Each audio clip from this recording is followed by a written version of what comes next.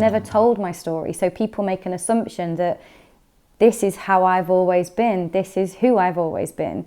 And I guess social media allows that to happen because you only ever see on social media what somebody wants you to see. I've never put my fat photos out there because there aren't that many, because I never had my picture taken. After I'd had my daughter almost 17 years ago, there was nothing out there for new mums. Not only that, I was coming out of a really time of my life. I'd been injured for about 5 years with a prolapsed disc. I was hugely overweight as a result of stopping playing my sports, which were hockey to a fairly senior level, and playing tennis and doing all the things I love to do. Probably if I acknowledge that now, being unhappily married, not in a relationship that I wanted to be in. So injured, overweight, hated my job, had a baby.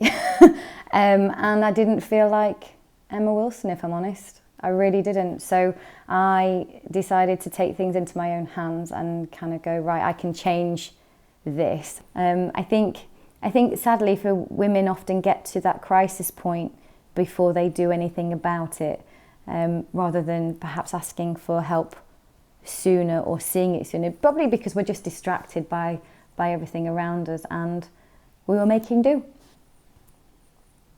I was feeling old. You know, I was 31 when I had Poppy, and 32. Yeah, however old I was. Anyway, I was young, but I felt ancient because I couldn't bend, I couldn't sit, I couldn't stand. I had to have an automatic car because my foot hurt on my clutch.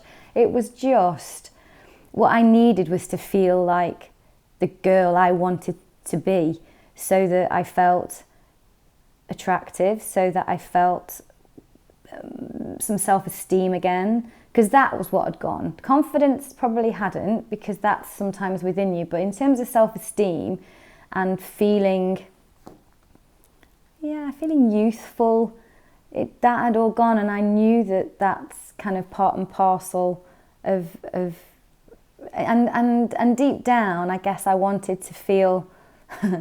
It's going to sound awful, and I'm not quite sure where all this will go, but I guess I wanted to feel about someone, and I didn't have that, and so I knew that to kind of feel differently, I had to do something about it. But it was more than just, stepping on scales and seeing some weight drop off. There was a rehabilitation in my whole body and my mindset, because along the way I was going to disappoint some people. It was mainly about my injury and being unhappy in my heart, because I knew that part wasn't right in my life. I went to try and find an outdoor exercise class for new mums and couldn't, and then found Buggy Fit. And they were saying, well, we've got trainers here, here and here and here, but they were all in London back 17 years ago, and I decided to retrain. So I retrained as a fitness instructor, but with specialisation in antenatal, postnatal, prescription. But for the very first time, I loved my job. I'd done a job for 10 years prior to that, longer than that, 14 years prior to that. But I now felt like I was doing something that I truly loved. The human body, brain always fascinates me, but also my nature is to probably help people. And so I could, new mums, there was nothing out there, and they are neglected once you've had your baby, or this is what it was like. There's nothing, you're just left to it, and everybody focuses on the child. I had more time.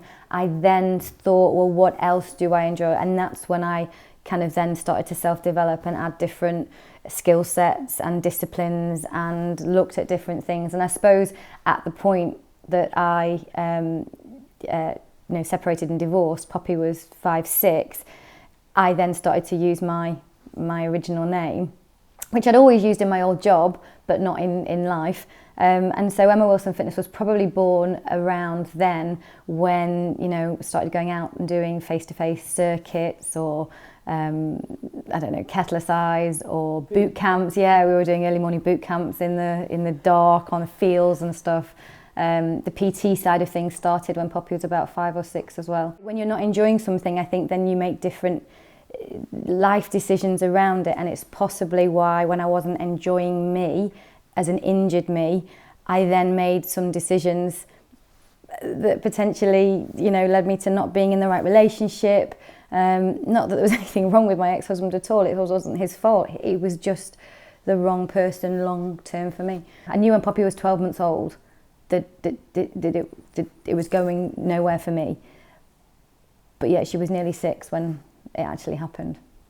But in that time, I tried to help the other person so that they would be strong and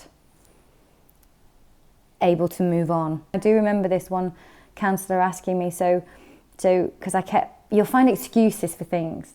And I think I'd said it was a time when I'd gone through my journey, so I'd kind of lost my weight, I was exercising again, I'd got my business, I was doing that, and I just said, it's just a shame he's not come on that journey with me. And I feel now we have less in common, but I just don't find him attractive in the way that a wife I think should. And she just said, so if he suddenly walked through the door with a 6-pack, would this change anything? And I was like, no, actually, because that wasn't the reason.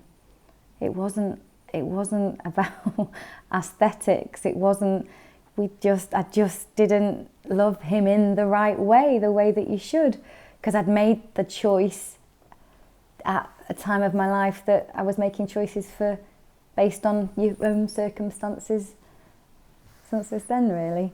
So what would I tell myself? Yeah, so I'd just say do it sooner, because it's just, it's like ripping off a Band-Aid, I suppose. I need to know that I've given it everything without people being able to say, oh, you didn't do that, you didn't do that, you didn't do that, you didn't do that, because I care what people think about me. So I'm not able to say I don't care what people think about me, because I do. I'd be lying if I didn't. So it was the right thing for me, but I just wish there was just some things along the way that I wish I'd not done. I wish I'd just listened to what I wanted to do and carried on down my path and not waited. I've quite easily, being the character I am, just carried on. Pleasing other people. And I would have got by. I would have got by, because people do. You can make things function. And I was proud of myself for stepping away from pleasing people at the time that I decided to break a marriage up.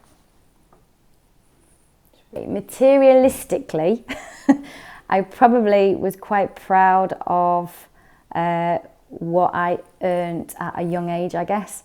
I was in the IT industry and it was quite stupid at the time.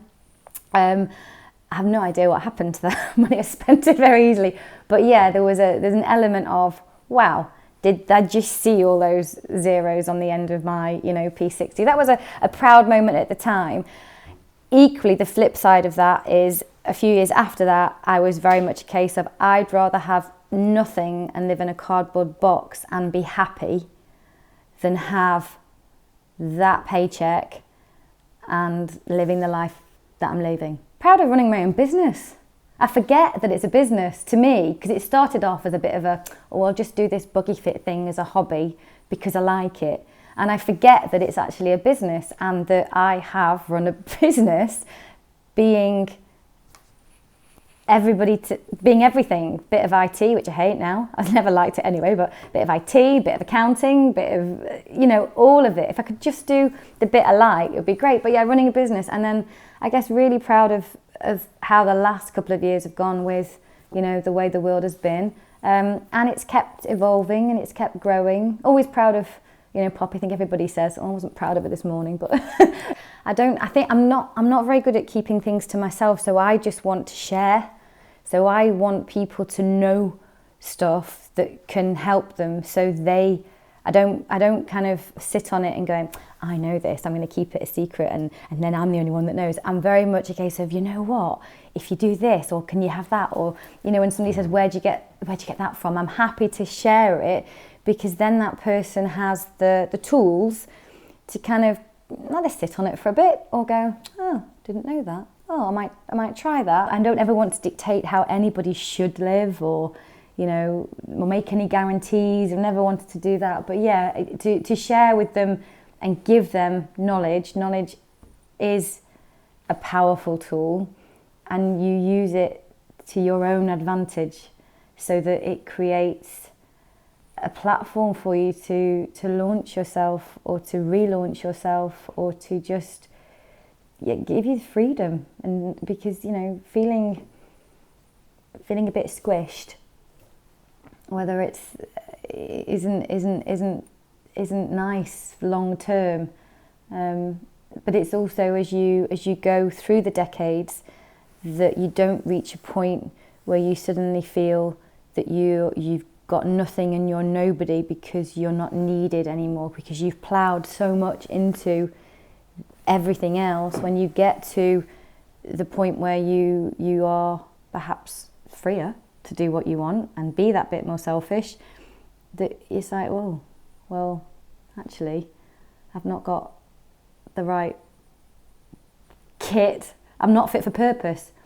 I just want women to be fit for purpose, whatever their purpose they want it to be.